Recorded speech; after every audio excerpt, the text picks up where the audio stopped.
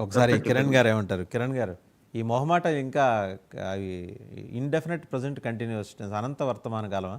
అలా ఉంటూనే ఉంటాయా మొహమాటాలు? వ్యక్తుల చుట్టూ సమాజం తిరిగి అంటే ప్రపంచం తిరిగిన రోజులు ఈ ప్రాబ్లం ఉంటుంది సార్. అంటే మేము ఎప్పుడైనా కానీ ఇప్పుడు మోడీ గారికి నేనేమన్నా అంటే నా మీద పడిపోతారు. ఇప్పుడు మీరు మీరు నా వీడియో రేపు షేర్ చేసినప్పుడు నేను మోడీ గారిని విమర్శించాను అనగానే కిందంతా ఈ కిరణ్ దేశద్రోహి అది ఇది అని అనేస్తారు. అంటే ఒక రకమైన సెక్షన్ ఆఫ్ ఆడియన్స్ మోడీకి అలా ఎలైన్ అయిపోయి ఉన్నారు. ఎలైన్ అయిపోయినప్పుడు మీరు మీరు ఎప్పుడైతే మీకున్న బలం కంటే ఎక్కువ బలం ఉందని మీకు మీకు మీరు నమ్మినప్పుడు నేను మీ అహాన్ని సాటిస్ఫై చేయడం చాలా ఈజీ. నేను మిమ్మల్ని దేవుడు అంటే చాలు. మీరు అహం సాటిస్ఫై అయిపోద్ది. మీరు ఎక్కడికెక్కడికో మునగ చెట్టు ఎక్కుకుంటూ పైకెళ్ళిపోతారు. నేను 3 వారాల నుంచో 4 వారాల నుంచి చెప్తుంది అదే. అమెరికా ఇండియన్స్ అహాన్ని సాటిస్ఫై చేస్తుంది తమ అవసరాలు తీర్చుకోవటానికి. Very true. మా అవసరాలు తీర్చుకోవడానికి మేము మీ అహాన్ని ఎప్పటికైనా సాటిస్ఫై చేస్తాం. మాకు ఇబ్బంది లేదు. మేమేం వ్యక్తి చుట్టూ తిరిగే ప్రపంచం కాదు అమెరికా. ఇవాళ ట్రంప్ ఉన్నాడు, ఇంకో 4 ఏళ్ళే ఉంటాడు. ఇక్కడ 4 ఏళ్ల తర్వాత ట్రంప్ అనేవాడు ఉంటాడు. వేరే ఇంకో ప్రెసిడెంట్ వస్తాడు. ఆ ప్రెసిడెంట్ ఇంకో పాలసీస్తో ముందుకెళ్తుంటాడు. అన్ఫార్చునేట్ పార్ట్ ఏంటంటే 75 ఏళ్ల ఇండియన్ హిస్టరీలో 75 ఏళ్ల చరిత్ర తర్వాత ఒక ప్రాంతీయ పార్టీల దగ్గర అంటే అనుకోవచ్చు, ఒక నేషనల్ పార్టీ అంటే సెంట్రల్ గవర్నమెంట్లో ఉన్న పార్టీ కూడా ఒక ప్రైమ్ మినిస్టర్ ఆఫీస్ నుంచే మొత్తం నడుపుతుంది. అది చాలా తప్పు. ఢిల్లీలో ఢిల్లీ ఎడ్యుకేటెడ్ స్టేట్ సార్. మన ఇండియా మొత్తంలో కల్లా ఎడ్యుకేటెడ్ స్టేట్ అంటే ఢిల్లీయే సార్. ఢిల్లీలో జనాలందరూ ఎమ్మెల్యేలు ఎన్నుకున్నాక ఎమ్మెల్యేలు ఒక ముఖ్యమంత్రి ఎన్నుకోలేరా సార్? దానికి మోడీ గారు ఇక్కడ నుంచి ఆ వేరే విదేశీ పర్యటనలు అన్ని పూర్తి చేసుకుని ఇండియాకి వచ్చినాక మోడీ గారి ఆశీస్సులతో ఎన్నుకోవాలా? ఈ సెంట్రలైజ్డ్ ఎకానమీ అనేది ఎందుకు నడవాలి? నేను చంద్రబాబు నాయుడు అమెరికాకు వచ్చినప్పుడు కూడా అదే చెప్పాను.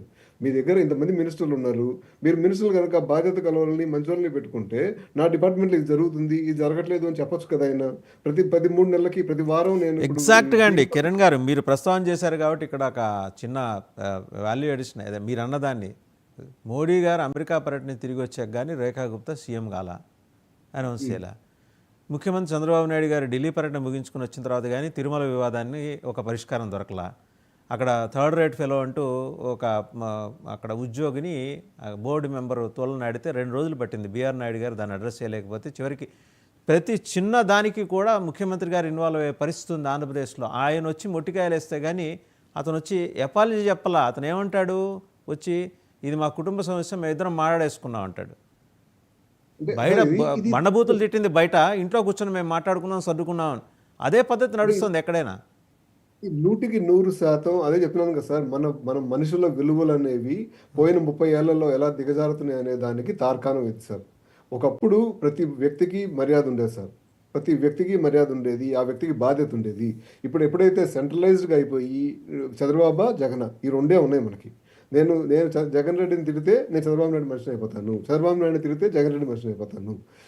అన్ఫార్చునేట్గా ఈ మిడ్వే అనేది లేదు. ఒక మనిషి తన అభిప్రాయం చెప్పుకోవడానికి అది లేదు. ఇప్పుడు నేను చెప్తాను సార్, ఇప్పుడు మహిళలకి ఫ్రీ బస్ పాస్లు ఇవ్వాల్సిన అవసరం లేదు అని అంటాను అనుకోండి, నేను ఎమ్మటే జగన్ మనిషిని అయిపోతాను. నేను నవరత్నాలు తప్పు అని అనుకోండి, నేను ఎమ్మటే చంద్రబాబు నాయుడు మనిషిని అయిపోతాను. అంటే అంటే ఆన్ రికార్డుగా ఒప్పుకుంటాను సార్, నేను కొంత తెలుగుదేశం పార్టీ కార్యక్రమాలకి మద్దతుగానే ఉంటాను. నేను 100% ఒప్పుకుంటాను. కాకపోతే ఏంటంటే ఒక రకమైన ఒక ఎడ్యుకేటెడ్ విజన్, ఒక ఎడ్యుకేటెడ్ థాట్ ప్రాసెస్ అనేది ప్రతి ఒక్కరికి ఉండాలి. ఇది మనకి ఇవాళ అవసరమా లేదా? ఇప్పుడు క్రిస్మస్ కానుకలు మనకు అవసరం అంటే 100% అవసరం లేదు. అంటే పిల్లలు చదువుకోవడానికి డబ్బులు ఇవ్వాలంటే 100% అవసరం లేదు. ఎందుకంటే 40 ఏళ్ల ముందర సార్, 30 ఏళ్ల ముందర నన్ను చదివించినప్పుడు మా పేరెంట్స్ కూడా ఇబ్బంది పడ్డారు సార్. కానీ వాళ్ళేమి గవర్నమెంట్ దగ్గర డబ్బులు తీసుకుని పెంచుదాం అనుకోలేదు సార్. ఇప్పుడు చంద్రబాబు నాయుడు ఒకనే అన్నాడు, లోకేష్ ఒకనే అన్నాడు. మనుషులు కామన్ పీపుల్ ఎందుకు సార్ జనాలకు అనాల్సింది? జనాల కంటే ఏం చేస్తారు సార్? నాలాంటి వాడు కంపెనీ పెట్టుకుంటే కంపెనీలు కూలోళ్ళకి పని చేయడానిక? నువ్వు కరెక్ట్ అయిన చదువు ఇవ్వి, కరెక్ట్ అయిన హెల్త్ కేర్ ఇవ్వు, నీ హెల్త్కి నీకు ఆలోచనకు ఇవ్వు, నీకు చదువుకోవడానికి అవకాశం ఇవ్వు, నువ్వు పెరిగే అవకాశం ఇవ్వాలి. పెరిగే అవకాశం ఇవ్వకుండా కూలోళ్ళని తయారు చేస్తావా సార్ మన సమాజం? అన్ఫార్చునేట్ కదా సార్ ఇది. నేను చంద్రబాబు నాయుడు కూడా విమర్శిస్తాను సార్, నాకేం ఇబ్బంది లేదు. నేను మీరు కలిసింది కూడా చంద్రబాబు నాయుడు గారు ఇక్కడికి వచ్చి కొన్ని డొల్ల కంపెనీలతో ఒప్పందాలు చేసుకున్నాడని చెప్పి నేను ఆన్ రికార్డుగా ఈ ఎన్ని డొల్ల కంపెనీలు ఈ కంపెనీలతో ఒప్పందాలు చేసుకోకూడదు. మీరు దాన్ని అనర్థ్ చేశారు. సార్ ఇప్పుడు మనము గవర్నమెంట్లో ఇప్పుడు నాకు ఇప్పుడు ఎట్లా అనిపిస్తుంది అంటే గవర్నమెంట్లో ఉన్నప్పుడే నాకు ఎక్కువ ఇబ్బంది అనిపిస్తుంది. ఎందుకంటే ఎక్కువ మందికి జవాబు చెప్పాల్సి వస్తుంది. అవును. గవర్నమెంట్ ఉండడం అనేది బాధ్యత కింద చూసుకోవాలి కానీ అధికారం కింద చూసుకోకూడదు. అధికారంగా చూసుకున్నప్పుడు ప్రాబ్లం అవుతుంది. రైట్. ఎందుకంటే అంటే జీవన్ రెడ్డి గారు కమింగ్ టు అవర్ టాపిక్ అండి, గవర్నమెంట్ని బాధ్యతగా కాకుండా అధికారంలాగా చూడటం వల్లే ట్రంప్ రోజు ఇలాంటి వివాదాల్లో చిక్కుంటున్నారంటారా? సార్, అమెరికన్ ప్రెసిడెంట్‌కి చాలా చెక్స్ అండ్ బ్యాలెన్సెస్ ఉన్నాయి సార్. ఇందాక చెప్పుకున్నట్టుగా ఎఫ్‌బీఐ కూడా అమెరికన్ ప్రెసిడెంట్ కింద ఏం పనిచేయదు. మనం అనుకున్నట్టుగా ఇండియాలో లాగా ఆయన ఉండదు. పైన 16 వ్యవస్థలు పనిచేస్తాయి సార్, మీకు తెలిసిందే కదా. అన్ని పక్కలు ఇండిపెండెంట్‌గా పనిచేస్తాయి. సుప్రీం కోర్ట్ ఇండిపెండెంట్ గానే పనిచేస్తది. అన్ని ఇండిపెండెంట్ గానే పనిచేస్తాయి సార్. ఇప్పుడు బర్త్ రైట్ సిటిజన్‌షిప్ తీయంగానే ఎమ్మటే సుప్రీం కోర్ట్ ఇంటర్వ్యూన్ అయింది. అది ఆపేసింది కూడా.